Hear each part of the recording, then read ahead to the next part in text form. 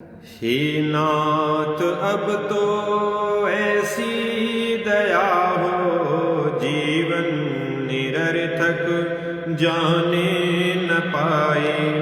हे नाथ अब तो ऐसे दया हो, जीवन निरर्थक जाने न पाए।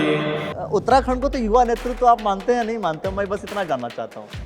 हाँ, अभी तक कुछ हद तक माना जाएगा। कुछ हद तक कुछ हद तक मतलब 1 साल से अच्छा, एक साल से माना जाएगा। जब से नए मुख्यमंत्री बने, नए मुख्यमंत्री बने हैं, चाहे अपने बीच में आए थे, क्या नाम था उनका? तीरथ सिंह जी। हाँ, उनकी भी- तीरथ सिंह जी को भी आप युवा नेतृत्व अब मानने के लिए आपने कहा है, हाँ। तो मानने में तो मुझे मानना तो पड़ेगा। त्रिवेंद्र सिंह रावत को भी मान लीजिए फिर। नहीं, त्रिवेंद्र सिंह को मानने में मान सकता मैं। तमन्नाएं जो तेरी है, बुहारे हैं वो सावन की फुहारे हैं, वो सावन की फुहारे सूख जाती हैं। ये उत्तर प्रदेश का उत्तर प्रदेश परम सौभाग्य रहा है हाँ। कि एक संत मुख्यमंत्री मिला है। तारीफ कर रहे हैं योगी जी की, लेकिन वहां की स्थिति को लेकर के आपको क्या लगता है कि समाजवादी पार्टी की सरकार बनने वाली है या अभी तक तो संभावना नहीं है। किस? राजनीतिक समाजवादी पार्टी की 2017 में आप मदन कौशिक जी के विरोध में थे, आलोचक थे। आलोचना 22 में आलोचक आज भी हूँ, आज भी आलोचक। आज भी आलोचक हूँ। कारण हाँ। क्योंकि हमारे क्षेत्र को इच्छा की गई। भवात अपारे महादुख भीरु, पपात प्रकामी प्रलोभे प्रमतः, कुसंसार पाश कुसंसार पाश प्रबद्ध सदा हम। सत्संग करने के लिए बहुत से लोग सोचते हैं कि सत्संग क्या करें, कैसे करें। सत्संग के लिए साधु संत के पास आपको आना पड़ेगा, और हरिद्वार जो कि पूरे विश्व में प्रसिद्ध है, इस बात के लिए प्रसिद्ध है जहां पर आप आकर के सत्संग करते हैं, कुछ नया सीखते हैं और आपके जीवन को एक नया आयाम मिलता है। अध्यात्म की बात करते हैं तो भी हरिद्वार ही आपके मन में आता है। आज हम हैं हरिद्वार जिले में, और ख़ास तौर पर हरिद्वार धर्मनगरी में। और हरिद्वार धर्मनगरी में मैं आज आया हूँ श्री तुलसी मानस मंदिर में, और यहाँ पर हैं स्वामी कामेश्वर पुरी जी। सबसे पहले आपका स्वागत करता हूँ द न्यूज़ वाला नेटवर्क पर। धन्यवाद। जाहिर सी बात है, जब मैं हरिद्वार में बैठा हूँ तो कहीं ना कहीं धर्म की चर्चा करूँगा, और धर्म से जुड़ा हुआ राजनीति है, तो राजनीति के विषय में भी थोड़ा सा चर्चा जरूर करूँगा मैं। बिल्कुल। तो मैं आपसे ये जानना चाहता हूँ कि सबसे पहले ये जो श्री तुलसी मानस मंदिर है, जी, इसके विषय में मैं चाहता हूँ हमारे दर्शक जरूर जानें। सर्वप्रथम जो आपके दर्शक हैं द न्यूज़ वाला नेटवर्क, जी, उन सबको बहुत बहुत बधाई, शुभकामनाएं। आप विभिन्न प्रकार के स्रोतों से, विभिन्न प्रकार के विषयों से ज्ञानवर्धन कर रहे हैं, आपको भी बधाई, धन्यवाद। श्री तुलसी मानस मंदिर आज से 40 साल पहले इसकी स्थापना की गई। पूज्य महामंडलेश्वर अनंत श्री विभूषित महामंडलेश्वर बालयोगी स्वामी अर्जुन पुरी जी महाराज, जो जुना अखाड़ा के वरिष्ठतम महामंडलेश्वर हैं, उन्होंने 40 साल पहले इसकी संकल्पना की और गंगा तट पे इसका कार्य आरंभ किया। चूँकि जैसा मंदिर है, विलक्षण है, शिल्पकला की दृष्टि से, आध्यात्मिक दृष्टि से, साधना की दृष्टि से, तो वैसे ही इसमें समय भी लगा। और आप जैसे पीछे अब देख रहे हैं कि श्री रामचरितमानस पूरे दीवारों पर लिखा हुआ है जी। तो इसमें समय लगा, और भगवत कृपा से सन 2010 के महाकुंभ पर्व के अवसर पर इसका शिलान्यास हुआ, भव्य शिलान्यास हुआ। हमारे संन्यास परंपरा के सिरमौर सर्वश्रेष्ठ भगवान शंकराचार्य के मत द्वारा इसका उद्घाटन हुआ, और तब से यह जनमानस का मार्गदर्शन आध्यात्मिक दृष्टि से, सामाजिक दृष्टि से कर रही है। इस संदर्भ में एक बड़े अच्छे पत्रकार ने लिखा था ऐसा मंदिर जहाँ दीवारें भी गाती हैं राम कथा। तो ये स्लोगन बड़ा प्रसिद्ध हुआ था उस समय में। तो यह एक छोटी सी परिचय है। सप्त सरोवर रोड पर गंगा किनारे यह मंदिर स्थित है और यहाँ पर मंदिर आध्यात्म के सेवा अलावा सामाजिक सेवाएं भी जो समाज में समय समय पर आवश्यकता पड़ती है, चाहे विद्यार्थी का है, चाहे आपदाओं के समय में भी संस्था के द्वारा समय समय पर सहयोग किया जाता है, जो भी हमारा सामर्थ्य बन सकता है। जी, तो ये जैसा आपने बोला कि श्री रामचरितमानस पूरा लिखा हुआ है दीवार पर जी, और लोग कहते हैं भाई बोलती दीवारें, बोलती दीवारें। तो यहाँ दीवारें भी बोलती हैं। जी जी जी, बिल्कुल। लेकिन जब श्री रामचरितमानस का जिक्र आता है तो भगवान राम स्वतः ही, मैं समझता हूँ कि लोगों के मन में आ जाते हैं, एक चित्र बन जाता है। जी, और जब भगवान राम का चित्र अगर मन में बनता है, उस कंडीशन में आपके हिसाब से अगर मैं भगवान राम की परिभाषा या भगवान राम को, हालांकि मैं ये नहीं कहता कि कुछ शब्दों में बयां किया जा सकता है, लेकिन फिर भी अगर कुछ शब्दों में अगर हम समझाने का प्रयास करें तो क्या बताना चाहेंगे, कैसे उनको डिफाइन करना चाहेंगे आप? रामो विग्रवाहन धर्म। जी, राम स्वयं ही धर्म है। राम स्वयं ही धर्म है। स्वयं ही धर्म है। और सामान्य भाषा में अगर हम बात करें तो राम सेतु है। जान ही मोहि राम के नाते। आज आप अनजान से अनजान व्यक्ति के साथ में होते हैं या खड़े होते हैं तो उसको आप सहज अवस्था में बोलते हैं राम राम। तो ये राम सेतु है और राम हेतु है, दो व्यक्तियों को मिलाने का। ये तो हो गई सामाजिक पक्ष। और राम वो पर ब्रह्म है जो उनके आश्रय, उनके सन्निधि से, उनकी साधना से व्यक्ति उस परम तत्व तक पहुंच सकता है जो मानव जीवन का परम लक्ष्य है। तो सामान्य भाषा में सहज अवस्था में गए राम की व्याख्या कोई शब्दों में नहीं की जा सकती। वो तो अथाह सागर है, अथाह आकाश है जी, उनके शब्द, कोई बंधन नहीं है शब्दों का। लेकिन मेरी दृष्टि में राम सेतु है, राम हेतु है और स्वयं धर्म है। स्वयं धर्म है। और आपने कहा कि राम सेतु हैं, राम हेतु हैं, लेकिन राम को भी धर्म की स्थापना के लिए सेतु बनाना पड़ गया था। बिल्कुल बिल्कुल। हाँ? सेतु का मतलब क्या होता है कि दो विचारों को जोड़ना, दो सिद्धांतों को जोड़ना, दो किनारों को जोड़ना। लेकिन जब राम जी ने जब सेतु बनाया तो वहाँ क्या विचारों को जोड़ने का काम किया था या एक विचार को खत्म करने का काम किया था? देखिए, निश्चित रूप से अगर आपके मन में या मेरे मन में जी, कोई भ्रांति है तो मैं कोई ना कोई माध्यम चुनूंगा ताकि या आप चुनेंगे कि मेरी भ्रांति दूर हो या आपकी भ्रांति दूर हो। जी, तो जो माध्यम चुना जाता है वो सेतु होता है।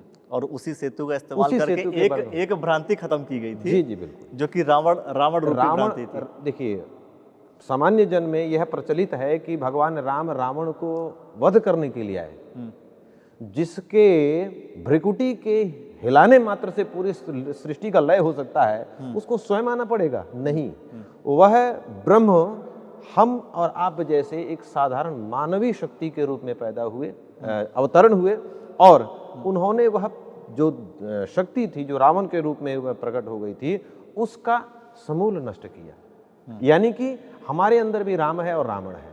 तो उसके लिए कौन चाहिए? हमें अगर रावण को खत्म करना है तो राम को लाइए, और राम को आना पड़ेगा। जब तक प्रकाश नहीं आएगा अंधकार नहीं मिट सकता है। तो राम प्रकाश हैं और अपने अंदर आप प्रकाश जलाइए, प्रकाश लाइए, अपने आप आपका तमस खत्म। मतलब आपके अंदर जो रावण है उसको अपने राम से ही मारिए, अपने राम से मारिए। चलिए, लेकिन जब राम का जिक्र हो रहा है और मैं हरिद्वार में बैठा हूं तो कहीं ना कहीं मैं राजनीतिक की बात तो जरूर करूंगा। खास तौर पर राम का जब हम जिक्र करते हैं तो लीडरशिप की बात आती है, नेतृत्व की बात आती है। जब वो वानरों से, गिलहरी, हर जीव जंतु से उन्होंने काम करवाया, तो लीडरशिप की बात आती है, नेतृत्व क्षमता की बात आती है। तो आपको लगता है कि वर्तमान परिप्रेक्ष्य में वर्तमान में जो नेतागण हैं उनके पास राम जैसी नेतृत्व क्षमता दिखती है आपको कहीं या नहीं? देखिए, मैं इस संवाद सत्र में कोई अतिशयोक्ति युक्त बातें नहीं कहूँगा। वर्तमान क्या भगवान राम के बाद में कोई ऐसा हुआ ही नहीं जो राम जैसा हो सके। राम जैसा सृष्टि में सिर्फ एक ही है और वह स्वयं राम है। राम के जैसा राम कोई नहीं किसी हुआ। के आदर्शों पे चला तो जा सकता है। वो पगडंडी बनाई गई है, उस पगडंडी पर हम चलेंगे, उस सिद्धांतों पे चलेंगे, लेकिन यह तय नहीं है कि जो वो चले हैं वो हम कर पाएंगे। क्या हमारे अंदर से इतनी क्षमता हो सकती है कि हमको आज शाम को बोला जाए कि महंत जी कल आपका जो है राज्याभिषेक होगा, आप महंत पद पर होंगे, और सुबह कहे कि चलो भागो यहाँ से, तो क्या मेरे चेहरे का भाव एक से रह सकता है? तो पार्टी बदल देंगे तब तक मैं मत आपकी बात नहीं, मैं राजनेताओं की बात कर रहा हूँ नहीं, वो कि राजनेताओं को अगर आपने कह दिया कि भाई आज आप मुख्यमंत्री बनने वाले हैं या आपको टिकट मिलने वाला है और टिकट नहीं मिला तो दूसरे पार्टी से टिकट ले लेंगे। इसीलिए मैंने कहा कि मैं कोई अतिशयोक्तियुक्त बातें नहीं कहूंगा, क्योंकि वर्तमान राजनीतिक पक्ष में चाहे कोई भी हो, चाहे भाजपा हो, कांग्रेस हो या अन्य कोई भी पार्टी हो, जो देश की दो बड़ी पार्टियां हैं कांग्रेस और भाजपा, दोनों में राम बनने की क्षमता किसी में नहीं है। हाँ, इसमें कोई कम है, कोई ज्यादा है राम के सिद्धांतों पर चलने वाला। वो ज्यादा में नाम बताएंगे आप? स्वाभाविक सी है, जग जाहिर है। भगवा जो है हमारे बाबा जी हैं और मैं भाजपा का समर्थक रहा हूँ, लेकिन अंधश्रद्धा समर्थक नहीं रहता हूँ। अगर कोई व्यक्ति भाजपा का भी है और उसमें आलोचना का है तो मैं आलोचना में, हमारे यहाँ क्षेत्र के विधायक थे, 2017 में चुनाव था, मैंने कविता उनके विरोध में लिख कर उनके सामने सुनाई थी इसी परिसर में, फिर भी जीत गए। वो तो जीतेंगे क्योंकि मेरा एक वोट के मायने नहीं रखता है, लेकिन मैंने उनको सुनाई थी कि आप जो हैं उसका ध्यान रखिएगा। नहीं, आपको चलो मैं अभी हरिद्वार की राजनीति या उत्तराखंड की राजनीति पर मैं आऊँगा। जाहिर सी बात है, जब मैं किसी संत समाज के किसी व्यक्ति से जब मैं बात करता हूँ, जब मैं भाई धर्म को लेकर के चलने वाले किसी व्यक्ति से बात करता हूँ, तो सवाल मैं कहीं ना कहीं, और ख़ासतौर पर जब हम राम का जिक्र कर रहे हैं, तो राम जैसा, मैं कह रहा हूँ श्री राम जैसा कोई बन नहीं सकता, नहीं हो सकता। लेकिन मैं कह रहा हूँ कि आपको लगता है कि जो नेतृत्व क्षमता उनके अंदर थी, जिस तरीके से वो पूरा सिस्टम को लेकर के चलते थे, आपको लगता है कि उसकी आवश्यकता है आज के समय में या नहीं? देखिए, जिस समाज में अगर लीडरशिप नहीं है, नेतृत्व नहीं है, तो उस समाज का कहीं भला संभव नहीं है। भारतेंदु हरिश्चंद्र हुए, हिंदी साहित्य उनके युग नाम से युग चला जी। उन्होंने एक बहुत अच्छी लाइन लिखी कि हम भारतीय रेलगाड़ी की खाली डब्बे के जैसे हैं, जब तक हमें इंजन नहीं लगेगा तब तक हमारी क्षमताओं का पता नहीं चलेगा। जैसे एक रेलगाड़ी का डब्बा है और सुव्यवस्थित है, सारी एकदम सुविधाओं से युक्त है, और उसमें हम और आप बैठ जाते हैं और इंजन लगता ही नहीं है, तो क्या वो डब्बा कहीं पहुंच पाएगा अपने गंतव्य तक? जहां है वहीं पर टिका रहेगा। तो निश्चित रूप से हमारे को सामाजिक रूप से नेतृत्व चाहिए, हमें को धार्मिक रूप से नेतृत्व चाहिए, हमारे को राजनैतिक रूप से नेतृत्व चाहिए। और नेतृत्व विहीनता का ही परिणाम है कि हमारे समाज में इतनी अव्यवस्थाएं समय समय पर सामाजिक रूप से युवाओं में। आप कह रहे हैं कि आप भाजपा के समर्थक हैं, भाजपा की सरकार है, फिर भी आप कह रहे हैं कि यह देश जो है नेतृत्व विहीन है। ये सवाल समझ में आया? ये है मैं इस चीज का करता हूं। मैं देखिए, सबसे ज्यादा छला जाने वाला आज के युग में है तो कोई है तो वो युवा है। मैं जाति की बात नहीं करता हूँ, मैं जो हमारे 4 वर्ण है, 77 जाति हैं, मैं उसकी बात नहीं करता हूँ। चाहे युवा कहीं का हो, वो छला जा रहा है। वो सिर्फ क्या डंडा उठाने के लिए, झंडा उठाने के लिए है। आप उसको प्रोत्साहित नहीं करेंगे, आप उसको दिशा निर्देश नहीं देंगे, तो क्या वो समाज का बन सकता है? आप प्रवचन का, भजन का, भंडारे का सब कुछ हो जाता है। बड़े बड़े शब्दों में लोग कह लेते हैं कि युवा हमारी शक्ति है, ताकत है। क्या उस ताकत का कभी उपयोग किया गया? ये शिकायत है आज के दौर में भी। नहीं, आप कह रहे हैं युवा छला जा रहा है, और मैं देखता हूं कि युवा मुख्यमंत्री आपके बन रहे हैं उत्तराखंड के। अब आप युवा की परिभाषा कहाँ तक मानते हैं, ये भी सोचने जैसा है। अब आप 50+ को भी युवा ही मानते हैं तो फिर हम लोग तो पैदा ही नहीं हुए फिर अभी। तो युवा मानने का मतलब साफ है कि आप उम्र से युवा का। निश्चित रूप से उम्र से भी मान रहा हूँ और विचार से भी मान रहा हूँ। अब कोई 80 साल का भी हो और कहे कि मैं तो विचार से युवा हूँ, तो वो मानने जैसा नहीं है। देखिए, दोनों का गठजोड़ होना चाहिए, चाहे युवा हो या वृद्ध हो।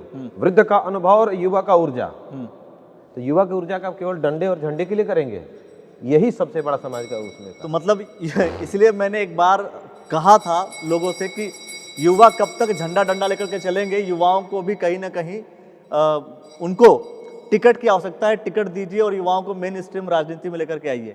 देखिए, मेरी बातों का समर्थन हमारे पंडित जी भी कर रहे हैं। जितनी बार मैं युवा की बात करूं घंटी बजा रहे हैं। तो ये समर्थन वाली बात तो है, देखिए राजनीतिक हो या कहीं भी लेकिन मैं ये कह रहा हूँ कि उत्तराखंड को तो युवा नेतृत्व आप मानते हैं नहीं मानते, मैं बस इतना जानना चाहता हूँ।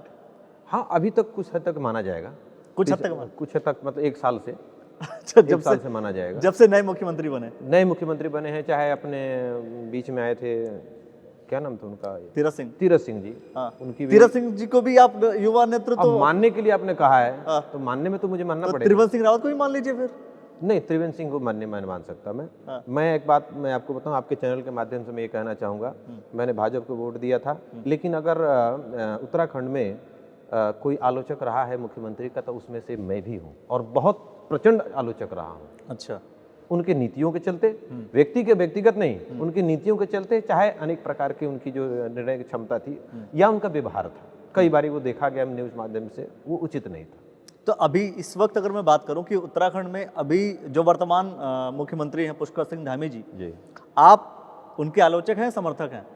मैंने उनके कार्य को देखा नहीं है, इवन किसी ने नहीं देखा है।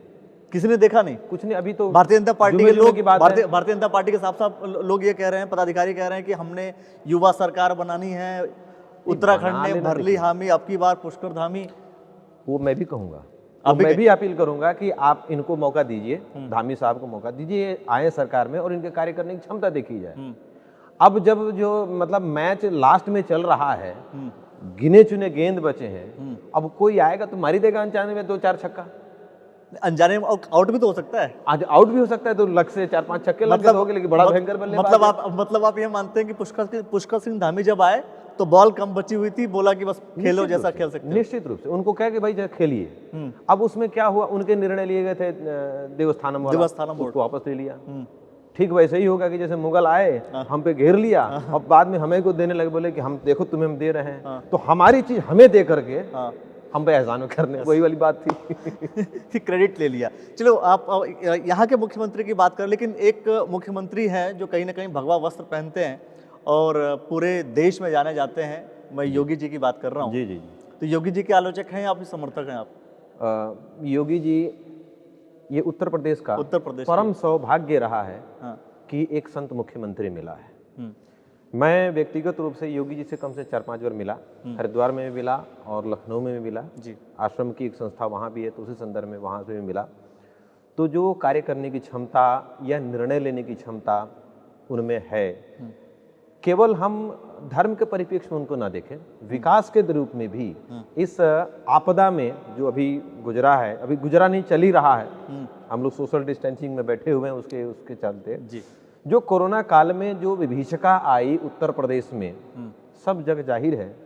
मेरा मानना है कि अगर योगी जी नहीं होते, उनका जैसा कौशल नेतृत्व नहीं होता, तो तस्वीर कुछ और हो सकती थी। मैं नहीं कहता होती ही, हो सकती थी बहुत विभत्स, क्योंकि इंफ्रास्ट्रक्चर के नाम पर उत्तर प्रदेश सिर्फ राजनीतिक के लिए मजबूत है, बाकी कहीं भी मजबूत नहीं है। रोजगार में, चिकित्सा में, शिक्षा में, हर चीज में उत्तर प्रदेश नीचे है। लेकिन माननीय मुख्यमंत्री योगी जी आदित्यनाथ जी जब से आए हैं, प्रयास कर रहे हैं। इतना बड़ा राज्य है, इतना बीमारू है कि उसको करने में उनको समस्या आएगी। और हमारी भारतीय राजनीति तो आपको अंदाजा है ही है कि अगर कोई काम करने चल रहा है तो 4 उसको खींचने के लिए मिलेंगे। तो उस वेग में, उस तूफान में अगर कोई किश्ती निकाल के ले चल रहे हैं तो योग्य है आदित्यनाथ। चलिए, मैं संत को कभी सीमाओं में नहीं बांधता, मैं उत्तराखंड की बात तो करूंगा, लेकिन यूपी की मैं बात इसलिए कर रहा हूं क्योंकि आपने भगवा वस्त्र की बात कर दी थी शुरुआत में ही, और आपने नेतृत्व क्षमता की भी बात की थी। आप तारीफ कर रहे हैं योगी जी की, लेकिन वहाँ की स्थिति को लेकर के आपको क्या लगता है कि समाजवादी पार्टी की सरकार बनने वाली है या? अभी तक तो संभावना नहीं है। किसकी? राजनीतिक समाजवादी पार्टी की। हाँ। राजनीतिक उठापटक कब कितनी बदल जाए, क्योंकि मेरी बहुत अच्छी समझ नहीं है राजनीति के विषय में, लेकिन एक भारत का नागरिक हूँ, तो इस नाते मेरा कर्तव्य बनता है और मेरा अधिकार भी है कि मैं इन सब विषयों पर भी चिंतन करूँ जी। मैं सिर्फ रामचरितमानस और गीता तक न सीमित रहूं, क्योंकि राजनीति बिनु धन बिनु धर्मा। अगर राज करने में नीति न हो और धन में धर्म कमा रहे हैं और उसमें धर्म ना हो, तो दोनों जो है ना कल्याणकारी नहीं होती है। तो संत समाज निश्चित रूप से योगी जी को उनके साथ में है, और अगर सामान्य व्यक्ति होते तो उनको आशीर्वाद कहते, लेकिन हम सब उनके साथ कंधे में कंधे लगाए खड़े हैं। चलिए, आप कंधे से कंधा मिलाकर खड़े हैं, लेकिन और संत समाज साथ है। अभी मैं कुछ समय पहले स्वामी सर्वानंद घाट पर मैं गया और वहाँ पर मैंने देखा कि बैठे हुए हैं लोग सरकार के खिलाफ, संत समाज सरकार के खिलाफ बैठा है। जी। धर्म संसद की समिति सरकार के खिलाफ बैठी है। जाहिर सी बात है वो लोग जो कहीं ना कहीं हिंदुत्व की बात करते हैं वो लोग भारतीय जनता पार्टी सरकार के खिलाफ बैठे हैं। और आप एक तरफ कह रहे हैं वहाँ पर भारतीय जनता पार्टी को वोट दो, यहाँ पर भी भारतीय जनता पार्टी को आप वोट देने की बात कह रहे हैं, निश्चित रूप से। फिर भी खिलाफ बैठे हैं आप भाजपा के।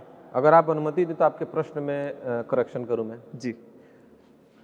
ये लोग भारतीय जनता पार्टी के खिलाफ नहीं बैठे हैं, ये प्रशासन के खिलाफ बैठे हैं, क्योंकि आप जानते हैं लेकिन प्रबोधानंद गिरि जी से जब मैंने बात की उन्होंने साफ तौर पर भारतीय जनता पार्टी के मुख्यमंत्री पर निशाना साधा। मैं उनकी बात का स्वागत करता हूं, हमारे अखाड़े के ही महामंडलेश्वर हैं जी, मेरे श्रद्धास्पद हैं जी। लेकिन आप जानते हैं कि इस समय आचार संहिता लगा हुआ है, सरकारें सिर्फ डमी होती हैं इस कंडीशन में, कोई निर्णय ले सकती, किसी को फेवर नहीं कर सकती, किसी को कुछ नहीं कर सकती, कोई निर्णय लेने की क्षमता नहीं है।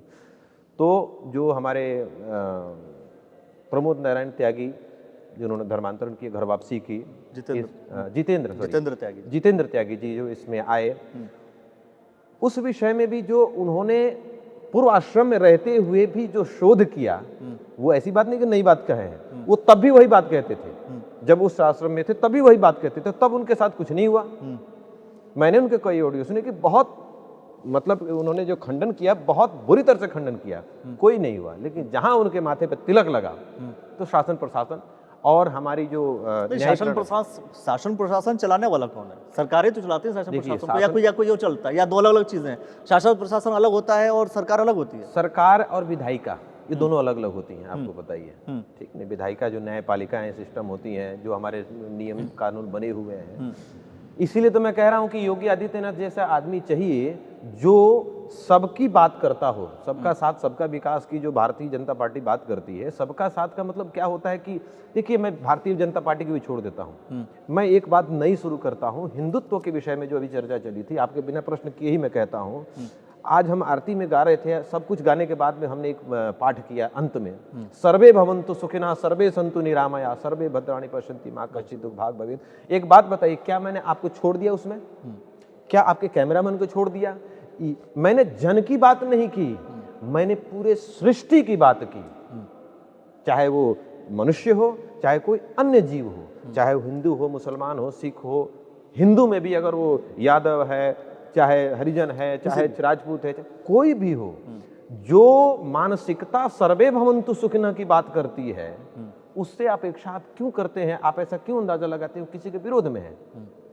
अब ये आपको कभी कभी दिखता है कि भाई ये तो ऐसे निर्णय हो गए कि हिंदुत्व वाला है। देखिए, अस्तित्व की बात होती है। आज मैं इस कुर्सी पर बैठा हूं तभी मैं जवाब दे सकूंगा, और कोई मेरी कुर्सी छीन ले तो मैं जवाब क्या दूंगा? तो मुझे जवाब देने के लिए, मुझे कार्य करने के लिए इस कुर्सी पर बैठना आवश्यक है। और आज की राजनीति को त्रेता की युग राजनीति से मत तौलिए। अगर आज उसके समय से अगर तौलेंगे ना, तो एक व्यक्ति भी मुख विरोध में था तो राम ने उसको त्याग दिया। क्योंकि कौन विरोध में था कि भाई राम बन जाए? राजा तो विरोध में थे नहीं, उनकी पत्नी थी, और उनको भी चढ़ाया किसी और ने। दो लोग मात्र विरोध में थे। तो मतलब आप मेजॉरिटी वाली जो बात चलती उस समय अगर होती तो बोलते छोड़ो, दो ही तो है विरोध में।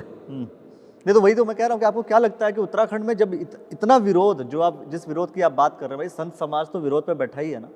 वो विरोध में बैठे हैं प्रशासन के, सरकार के खिलाफ नहीं है। नहीं, इसमें सरकार का कोई, मेरा जो मानना है। लेकिन उन्होंने, मैं वही कह रहा हूँ कि फिर भी उन्होंने भारतीय जनता पार्टी के भाई मुख्यमंत्री हैं, मुख्यमंत्री के खिलाफ तो बोला ना। उनका रोष है, उनके रोष का स्वागत किया जाना चाहिए। खिलाफ नहीं है मुख्यमंत्री के? देखिए, मुख्यमंत्री को मैं खिलाफ करके हटा दूंगा तो काम कौन करेगा?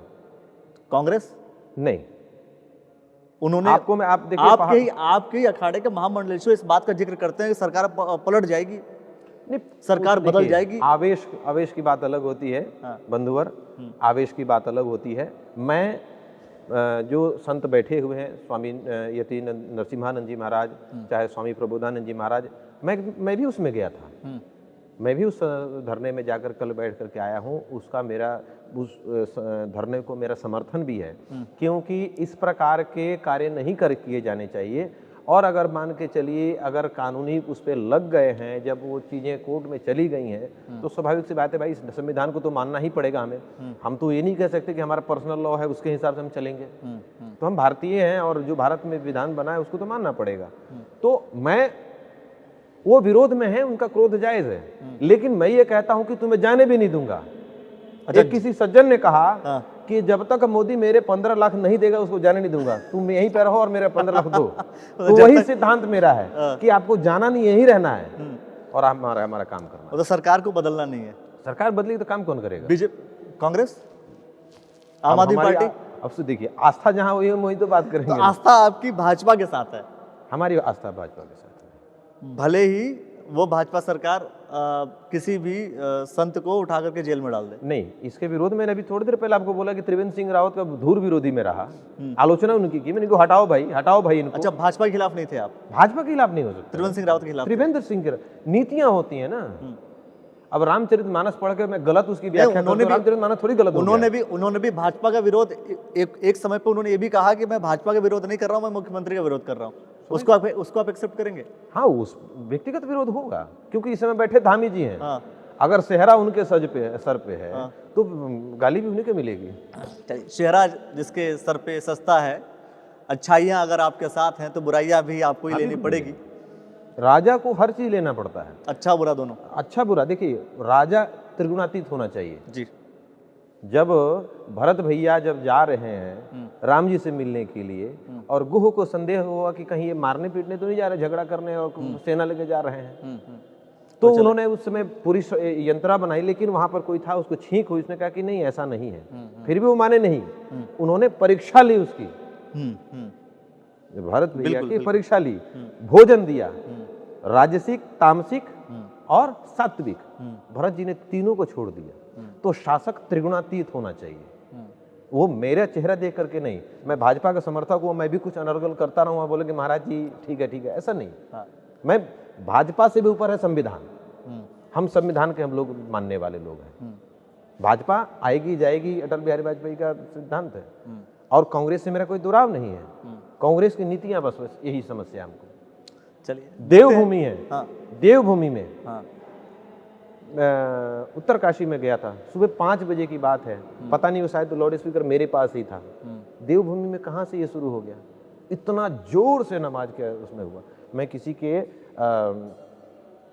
जो वंदना पद्धति है, साधना पद्धति, उसके विरोध में नहीं हूँ। आप हैं, रहिए, हम जहाँ से आते हैं वहाँ भी बहुत सारे लोग हैं और हम लोगों का पारिवारिक नाता है। लेकिन ये कौन सा सिद्धांत है कि हम अपने को सेक्युलर सिद्ध करने के लिए, अपने को सामाजिक सिद्ध करने के लिए यही कोने में बैठा लें? सेक्युलर सिद्ध करने की आवश्यकता नहीं है, जरूरत ही नहीं है। We are by birth secular. हम सर्वे भवन्तु सुखिनः की बात करते हैं, हम वसुधैव कुटुंबकम की बात करने वाले लोग हैं। हमें जरूरत नहीं है किसी को कुछ कहने की। देखिए, फिर मेरी बात का भगवान ने समर्थन दिया घंटी बजा करके।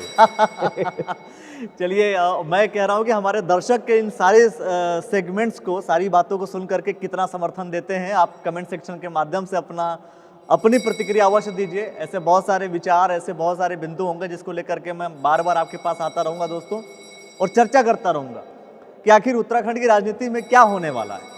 और हरिद्वार जिले की अगर मैं बात करूं तो हरिद्वार जिले को लेकर के आपको क्या लगता है कि क्या स्थितियां परिस्थितियां होंगी? अच्छा, आपने कहा था कि आप 2017 में आप मदन कौशिक जी के विरोध में थे, आलोचक थे। आलोचक 22 में आलोचक आज भी हूँ। आज भी आलोचक? आज भी आलोचक हूँ। कारण क्योंकि हमारे क्षेत्र की उपेक्षा की गई है। आपके क्षेत्र की? हमारे क्षेत्र की उपेक्षा हुई है, और मैंने उनके सामने, उनके पदाधिकारियों के सामने पूरा अमला बैठा तभी विरोध किया मैंने। कुंभ चल रहा था, आप लोग पत्रकार है, उस समय अगर आए होते तो मैं दिखाता। कुंभ में हर वर्ष यही सरकार थी, 2010 के कुंभ में इस क्षेत्र का पूरा कार्य हुआ था, सड़कें बनी थी, नलके वगैरह जो भी चीजें होती हैं, तो चाहे वो कुछ टेम्परेरी होती है, कुछ परमानेंट होती हैं, वो सारे कार्य किए गए थे। लेकिन इस क्षेत्र पर मेरे सामने की बात है कि यहाँ पर सड़क तोड़ दिया और ठीक नहीं बनाया। मैं तो भाई जो जनप्रतिनिधि उसी से बात करूंगा, और मैं केवल उनके विरोध में नहीं हूँ। मैं तो आलोचना, मैंने इनको फोन किया, हमने जो हमारे सांसद महोदय हैं, तो उन्होंने कहा कि हमारा विधायक है तो हम वहाँ कुछ नहीं कर सकेंगे। मतलब आप विधायक सांसद के आलोचक हैं, तो लेकिन आप वोट फिर भी भाजपा को दे रहे हैं। तो अब हम ये चाहते हैं कि चेहरा बदले। चेहरा बदले, पार्टी नहीं?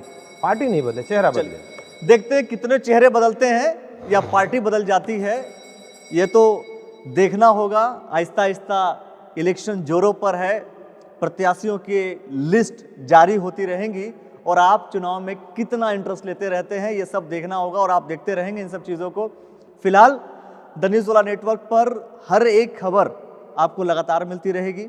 हरिद्वार जिले की एक एक कोने की खबर होगी और मैं कहूँगा साफ साफ कि पूरी राजनीति, पूरा चुनाव, विधानसभा के इलेक्शंस को समझने के लिए और जानने के लिए द न्यूज़ वाला नेटवर्क को फॉलो कर लीजिए, यूट्यूब चैनल को सब्सक्राइब कर लीजिए। आपने जो समय दिया इसके लिए बहुत बहुत धन्यवाद। धन्यवाद बंधुओं। दोस्तों, वीडियो को लाइक शेयर जरूर कर लीजिएगा। जैसा मैंने आपसे बार बार कहा, आप अभी तक जो हमारे वीडियो को देख रहे हैं इसके लिए आप सभी का बहुत बहुत धन्यवाद।